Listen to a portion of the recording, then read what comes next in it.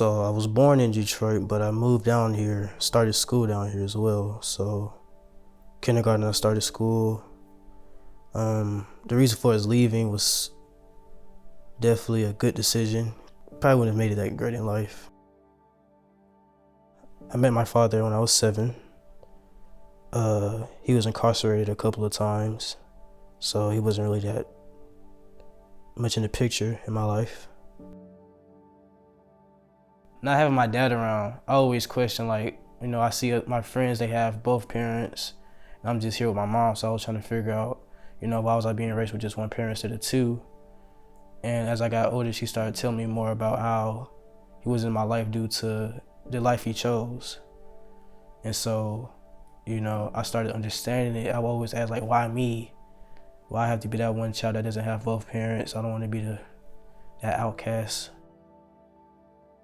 I had a great family. 2 parents that loved me, took me to church every Sunday. Went to a Christian private school in Macon, FPD. And I think even through that, even through knowing about Jesus, knowing about God, never really experienced a personal relationship with God. I would say as high school progressed, I definitely started seeing more and more of my friends and people that I knew kind of doing things that I felt weren't right, whether treating people, things they were doing, and definitely started causing some tension kind of with me being a good Christian kid, kind of like, where do I belong in this?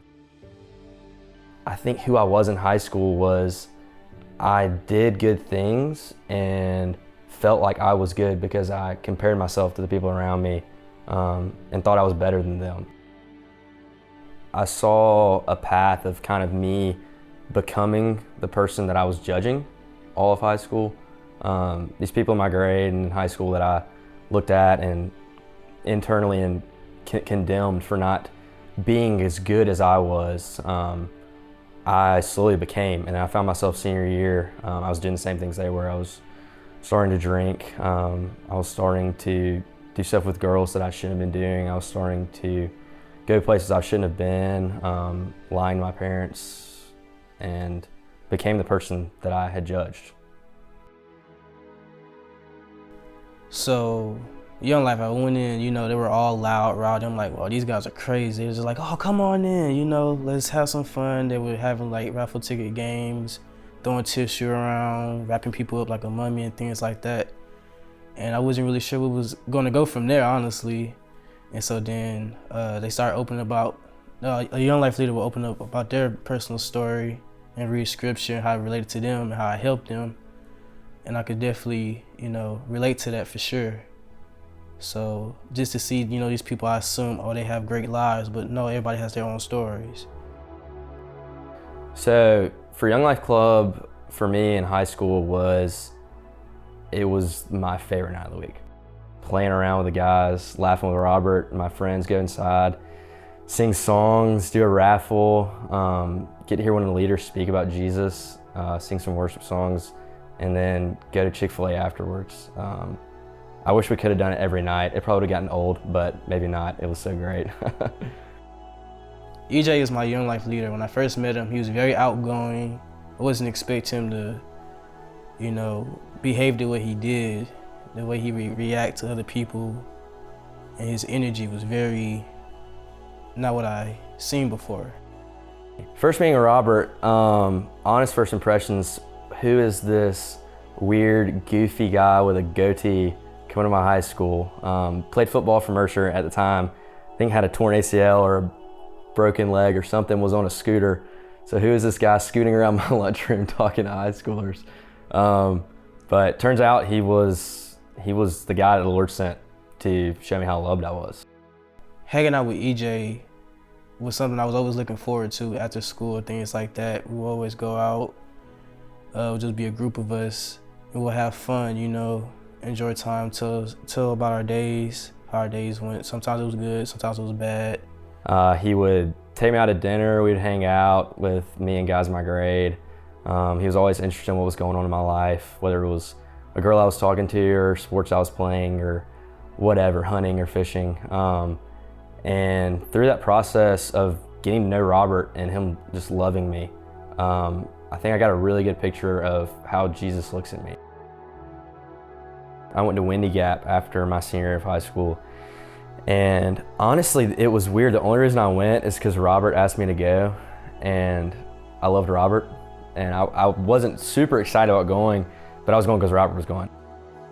So at Young Life Camp, you know, it's really something I never experienced before. It's something you see in the movies, just like, wow, it's really stuff like that out there. There's people always having fun. You eat all the food you want, you know, great cabins. You were just people that you know, meet new people, playing games outside, being in the water, and getting to know Christ better. So what I learned at Young Life Camp was, you know, obviously everybody's different. They always have their own personal stories. And at Young Life Camp, I didn't feel alone necessarily. I feel like somebody next to me could probably have the similar story I had. So I remember sitting in Young Life Club listening to my friend speak about the trouble he'd gotten in and the really dark period that he went through following that, and hearing him speak about Jesus and how Jesus had met him in that moment and wrapped him up in his arms and made him feel loved. And this being a guy that years prior I would have judged for being a bad guy, you know, I'm so much better than him. But I remember in that moment being so aware of my brokenness and my sin, and that I was just as in need as he was, and seeing how that need had been met by Jesus, and realizing that I wanted it, and feeling the Lord come to me in that moment and say, hey, I'm here, like, you're mine. I felt like I was always alone. I didn't think I really fit in places that I wanted to fit in, but I just feel like I couldn't because I didn't have the resources for that. I started understanding more how I can get closer with God and people that knew of God and was learning just as much as I was. And before I didn't, I just felt like it was too late, you know, you're done. So Young Life helped me understand how great God is actually.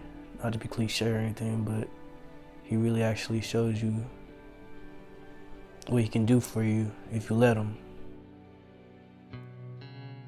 I wanted to lead going into college. I would say coming out of that experience, my senior year, meeting Jesus, feeling and knowing that love, and wanting to share what we at Young Life call the greatest love story ever told, the cross. So it's been a ball. It's been really, really fun getting to meet high school guys, build relationships with them, love them, show them love of Christ. And it's been really, really cool getting to be to them what my Young Life leader was to me. I thank God for Young Life and everything he's done for me because it brought me somewhere that I've always wished I can be in my life. So I'm really grateful for that.